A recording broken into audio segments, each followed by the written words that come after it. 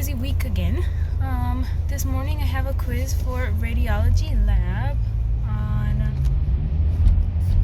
basically knowing what to do, like drop a PSP plate or what items are considered critical, semi-critical, non-critical, things like that, disinfection and sterilization. And then afterwards I have my skill assessment for the area-specific threats. I practiced a little bit this morning and late last night. Hopefully all goes well. I'm going first this time. Usually I go like last almost, but today I'm going first, so will be no time for me to practice on my partner before the test, but that's okay. So I'll see you guys after class. Bye. Hello. I just got out of lab. How can I do this? And I did the skill assessment for the area specific curettes, and I passed.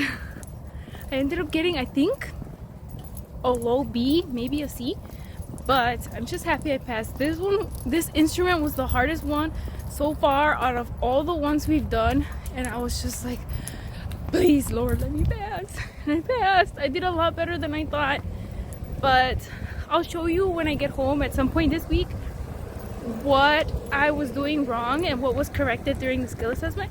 We had a new instructor, so she was super helpful. She kind of went over everything that I was marked off of, and she showed me how to do it and explained why it was wrong, which was super helpful. She let me try it after her so I could see that I was doing it correctly. So now I just have to go home, eat, do the review for 101 for the test tomorrow, and then just study for that and finish the readings for 106. So I'll see you guys tomorrow. Morning. Today is Tuesday.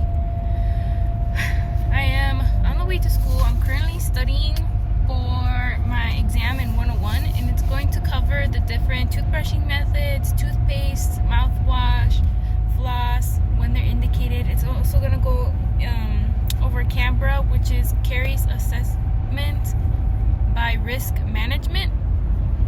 So I'm going to school early, and I'm going to be in the sim lab with my instructor so that I can go over so I can get help with practicing for the area specific curettes and probing, maybe some of the sickles.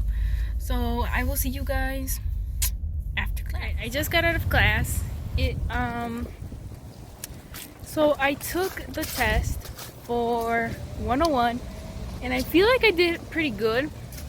I don't know, sometimes when I feel like I do pretty good, it either means I did really bad or I actually did really good. So we'll have to see.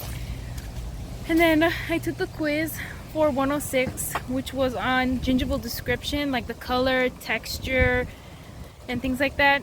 I did pretty good. Got a 9 out of 10. And then I'm not sure which question I missed. We'll have to see. So now we're gonna get some Panda Express today. We'll go pick that up, eat, and then I'll show you guys once I get home what I learned in the sim lab today. That was super helpful. A lot of the things that I was having trouble with got fixed, and some things that I was doing wrong that I didn't know came up, and she was able to address that. So I'll show you guys later. And then tomorrow I just have I have radiology lecture, head and neck anatomy, and periodontology. Luckily I have all the homework finished for that class because I did that first this weekend. So I'll study for those quizzes, and then maybe I can get started with the what is it called? The homework for dental anatomy. So I'll see you guys later. Bye. Alright you guys, so I just want to show you what I learned in the sim lab today. So I practiced with the area specific curettes, and I kind of want to show you what was corrected during the lab. So right there, my fulcrum placement, you see how it's facing palm up. So that kind of made it hard for me to access certain areas in the mouth. So what my teacher ended up suggesting is that I turn more to face to the side. So instead of facing palm up like that, my fingers facing to the side or towards the back of the mouth. So when I go into the distal surfaces with my area specific curette, that's the 13-14. So I'll close the face and then come back up and then wrist rock until I get about halfway to the distal surface. Now with these instruments, we go from distal surface to distal surface to distal surface, starting with the most posterior tooth, and we do the lingual and then the mesial, lingual and then mesial.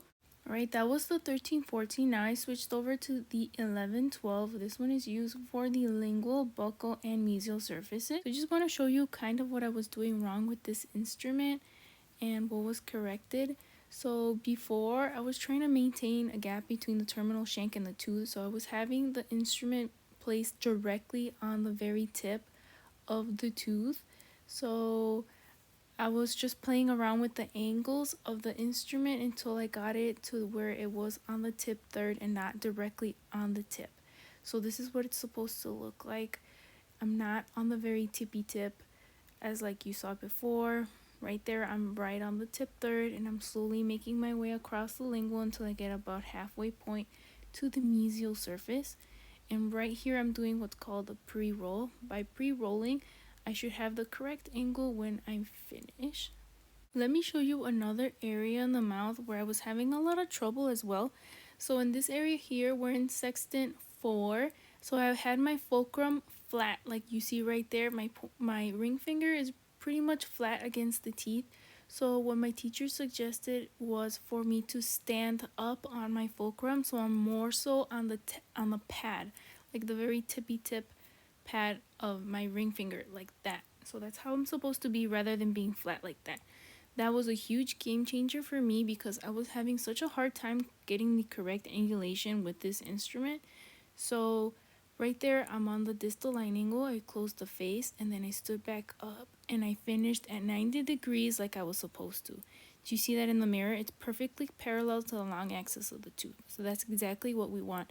And I was finishing before having right like that, tilted, with my instrument going across the tooth surface, which is not what we want. So that's how we want to finish right there, if you can see in the mirror. Straight parallel with the tooth. So if you're having trouble with this area as well, I suggest you standing up on your fulcrum right on the tip of your pad. So this is the 11-12. So same thing. Keeping my finger up on the tippy tip of my pad helped me maintain that 90 degrees that I needed to finish the instrument with. Alright, this is an area I had a lot of trouble with, in particular with the correct wrist motion. So I want to go from side to side like that, but I was going up and down with my wrist, which is not good at all because that's just going to lead to a bunch of musculoskeletal problems in the future, and I was not even aware that I was doing this incorrectly. So I'm really glad that this was pointed out to me today during the sim lab. So in this area, what I tried to do was just trying to picture myself opening a doorknob. That's the kind of wrist motion you want to have when you're using these instruments. So right there, I was just trying my best to rock my wrist from side to side and keep it from bending. But I made a ton of mistakes just in this practice session alone, not just with the wrist. So bear with me. I'm still trying to learn. I'm just bringing you guys along with me in the journey. Hopefully this gives you an idea of what to expect if you guys ever decide to join the dental hygiene program. So for right here, I have the 13-14 Gracie curette, and I was just practicing over and over again, trying to get that feel for that wrist rocking motion. I'm really glad this was pointed out to me in sim lab because I honestly had no idea that I was kind of going bye-bye with my wrist. Alright, good morning. It is Wednesday. So I was recording, phone died again. But what I was trying to show you guys with my wrist was that I was doing this motion when it's supposed to be like this, but in the video I was doing like a combination of both. I really have to practice that because like going like this can lead to like musculoskeletal problems in the future with the wrist. So I really need to get that corrected. And so right now I'm heading to school. I have radiology lecture, then I have a quiz in periodontology 1, and then another quiz for head and neck, which is going to be on the lymphatic system. And the quiz for perio is going to be on the inflammation process, like the immune system, and it's going to be on histology and immunology of the periodontium. So that's what I'm studying for right now, and I will see you guys after class. Okay, So I'm out of class now, and for the first time I got 100% in my quiz for perio class, and the quiz was hard. I was like contemplating on whether or not to choose an answer. I switched it like 5 seconds before, and then I was like, nah, we're gonna stick to the original answer, because I always end up getting them wrong when I switch it to what could be. So I switched it back to the original, and I ended up getting it right. So now you learned. I know. And then for head and neck, for the lymphatic quiz, I did so-so, but she gave us an opportunity to get our points back by doing like a case study where it would just tell you what like the patient's presenting with and what your clinical findings are, and then based off of that, like, what do you think it is? And like for us, we thought it would be some type of cancer because the lymph nodes were like firm. They were not tender, and she like had a history of like smoking for like 25 years or something. So now I'm just gonna head home, and tomorrow, instead of having class at 1 o'clock for dental anatomy, it's gonna be at 9, from 9 to 12. So I'm gonna finish all my notes for the molars, all 3, top, bottom, and then that's pretty much it. So I'll probably see you guys tomorrow. Bye. It is Thursday. Okay, and I have a quiz on all the permanent molars, and I'm stressing because I don't know anything. But here I am trying to study for it. Say hello. Okay. I have class today at 9 o'clock, so I'll see you guys later. Alright, I just got out of class, and basically so I took the quiz that was for the maxillary and mandibular teeth. I don't think I did all that great, to be honest. I probably failed it. I didn't know my stuff, so I got so far behind with everything. It is what it is. And then we did an activity where we had to make out of clay molar. So I'll insert the video here and you can see what it looks like. So after that, so now I'm just gonna go home. My brain is just done for the day, and I'm just gonna practice with the probing because tomorrow that's what we're gonna do in lab. So I will show you guys how I'm practicing in a little bit. See you guys when I get home. Alright, you guys, I just want to show you another thing that I worked on in the sim lab the other day. I just didn't get a chance to show you because the camera died, but let me just really quick show you. So in this area here, I was having a lot of trouble with trying to keep this terminal shank parallel, and what I was doing before is placing my fulcrum back here, but then the instructor was saying like, how are you gonna put your finger that far into the patient's mouth? So what we decided to do was have my fulcrum be up here and then just reach back. Now, but when I reach back, to not lean this way but to stay up straight, and that's a little challenging right now because she also changed the placement of my fingers. So instead of having the middle finger on the shank, it's gonna be on the handle, and all 3 need to be together. So then feels really awkward right now because I'm not used to it, but so let's say, okay, so here and close and come up, and then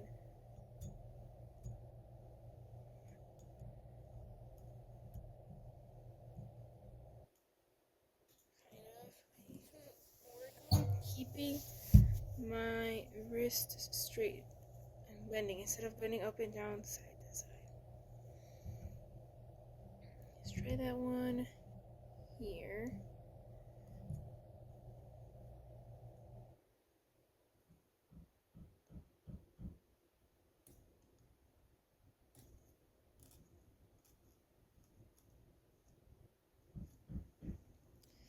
Okay, and then let me try with the other one.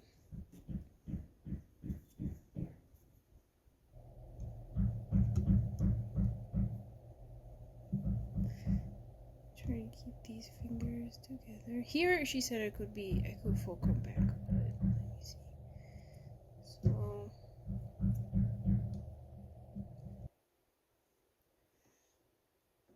here, back, and then insert, come up, and then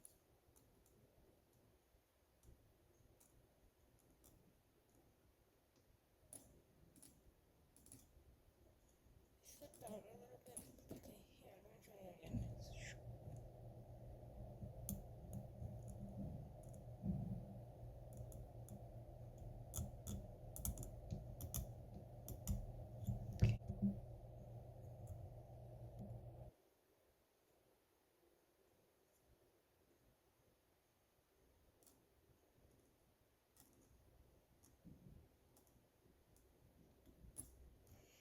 And then the other thing that we started learning this week was using the probes. Let me take that out. So tomorrow we're gonna be practicing on each other. So this is the probe that we are using. Can you guys see that? So it goes by bands. So 3, 6, 9, and 12. So we would kind of just insert and then which way should I go? I think it'll go this way. The sequence for perio charting will go this way, the facial and then the lingual, and then it drops down to the lingual and then the facial. I believe that's how it goes.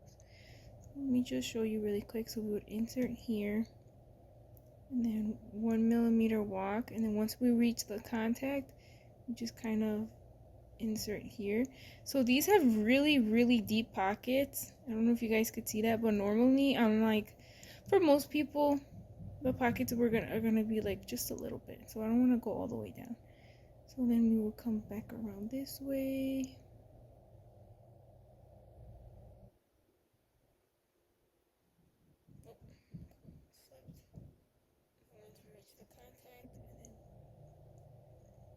Okay, and then this is supposed to be going over the other tooth. So when I'm coming around this way, it'll be over this. Then when I come out this way, it'll be over here, so that I'm always maintaining contact around the root. So I'll just show you one more here.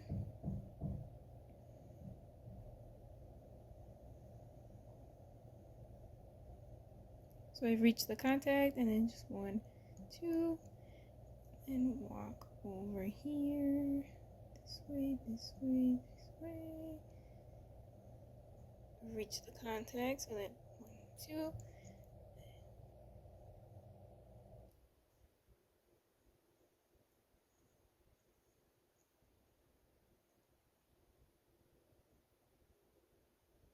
course, there's many types of probes. Some of them will have different markings. Some of them have bands like this one. Others go by 1 millimeter. This one goes up by 3. Let me try a molar tooth. So they said that we could sit anywhere for these, but I haven't decided how I want to sit. A tooth over here, so walk it over, reach the contact, and then tooth, and then walk it over. Now they say that our pressure for this is supposed to be about 10 to 20 grams, and during class they took out the scales and had us practice with how much pressure we were putting on the scale, and like 10 to 20 grams is like nothing, you guys.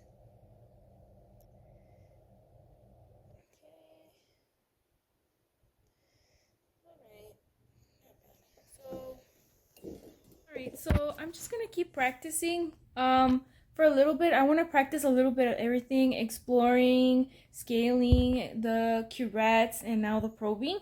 So at the end of the semester, we were told that they were going to test us on all the instruments. Basically, they were going to like cover up the handle so that we can't see the name of the instrument on there, and they'll tell us like, okay, do 24 and 25 facial with your sickle scaler, and then we'll have to pick them out from a pile and then do it.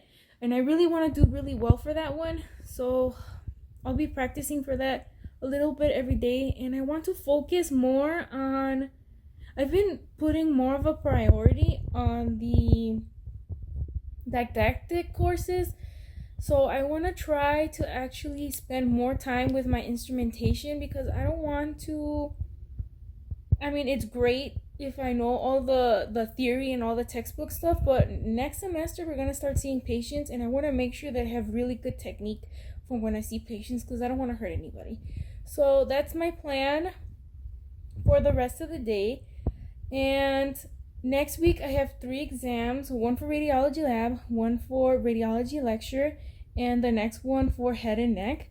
So I want to start studying for those now a little bit every day. And then I feel like getting the periodontology homework and the anatomy homework done first really helped me a lot. So I want to do the same thing because usually I would do dental hygiene 101 and 106 first, but I'm finding that the other way is better because I can focus more on those classes because those are a bit more challenging, and if I can get the reading done first, then I can study for it more. So that's my plan. Good morning. It is Friday. I just arrived at school. I'm running a little late, but today we're working with the probes. So let me head inside and then I'll see you guys once I get out. I might have a practice session with my instructor today. It wasn't clear if it was this Friday or the next one, but I'll see you guys in a bit. Hey guys, I just got out of school. It's like 6 o'clock. It's starting to get dark outside, but so during clinic all we did was work on probing, and we were taking turns, like one would document and one would be the patient, the other the clinician. We were in groups of 3, but went pretty well. I need to be more open, to have my mind more open, because I get tunnel vision and then I get frustrated, and I shouldn't be like that, but that's something I'm working on. But afterwards I just stayed and I tried to work on some homework, study a little bit, and then at 4:30 I was there with my professor who was helping me with my technique, and I finally I get it now. So when I go home today, later, like right now, I'll show you what I was working on and kind of what I was doing wrong beforehand and what I was doing right. So I'll see you guys in a little bit once I get home. Bye. Alright guys, so I just want to show you really quick kind of what I got a chance to kind of practice with my instructor today. So in this area right here for the probe, so before I had my mirror like this, which is not really all that great, so it needs to be kind of in like the vestibule, which is like the space right here, because this isn't really realistic in a real patient. So like this. So let me start back here, and I start here.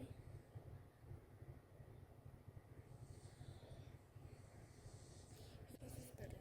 So we start here.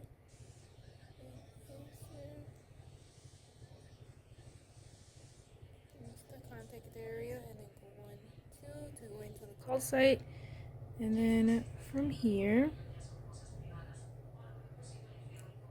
enter it like this, walk it over, walk it over, walk, walk, walk, walk, walk, walk. I feel the roots, that's good. Pull out, and then it's going to be the same thing here. Normally the sequence for perio charting will be like this, all the facials, and then come around this way and it will be all the linguals.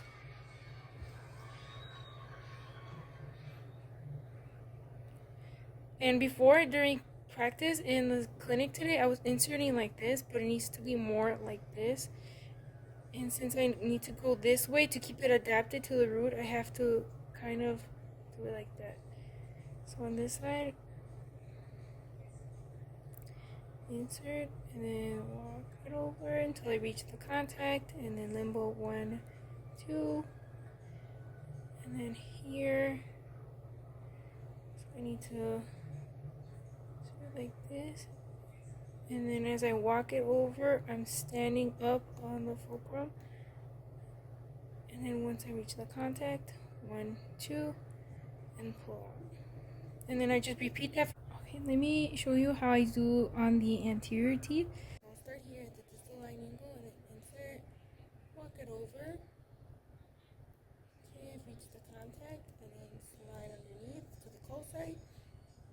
and then reinsert here. Then as I make my way over, I'll slowly stand up so that I reach the contact and then insert the cold side. And this heel is supposed to be that way. When I'm on this side, the heel needs to be this way. So essentially it looks like this from above the gum. And since the teeth are like cone shaped, we're trying to keep it adapted to the tooth at all times. So let me show you a different tooth. Hang on. Okay, let me show you this other area here that I worked on. So with this one here, before I was doing the same thing, I was having the mirror like this, but that's not really realistic in an actual patient's mouth. So we have it more flat like this. And then here, before I was going like this, so then as you can see here, my handle's going across the teeth this way, and it's better to keep it in line with the occlusion. So with here, I'm gonna be fulcruming over here and then using that to stretch and reach back here. And so I'll start off here. Come up, come up, come up, come up. There we go.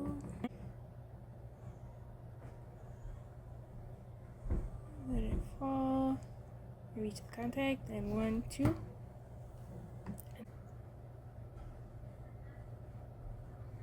Okay, walk it over. And then 1, 2. That wasn't all that great, but so here I'll come up like this. Insert at the distal line angle and walk it over. Once I reach the contact between the two teeth, go 1, 2, and now I go this way.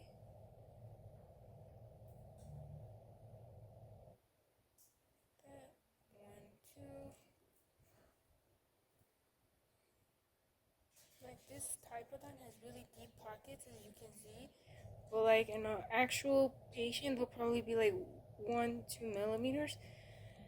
Some, of course, will have deeper pockets, but the first semester that we start seeing patients, they won't have deep pockets like this. So, like that, walk it over, 1, 2, over, 1, 2. And then same thing, I'll show you on the anteriors a little bit. Here, like this, insert, walk it over, there we go. Here, walk it over. Like that. What's another area I can show you? So I'm kind of sitting more towards like 1 o'clock. And for these teeth here, these are like the harder ones. The premolars and the canine here.